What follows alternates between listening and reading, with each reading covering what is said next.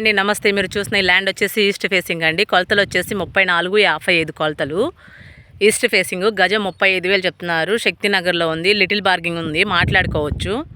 ఉడా approved అండి, ఉడా approved. ఇమీడియట్గా ఇల్లు కట్టుకోవచ్చు. ఇళ్ళ మధ్యలోనే ఉంది ల్యాండ్.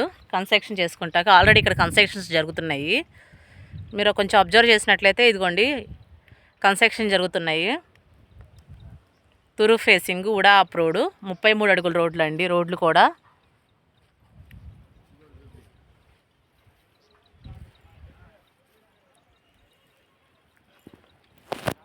ఇళ్ళ మధ్యలోనే ఉన్నాయి.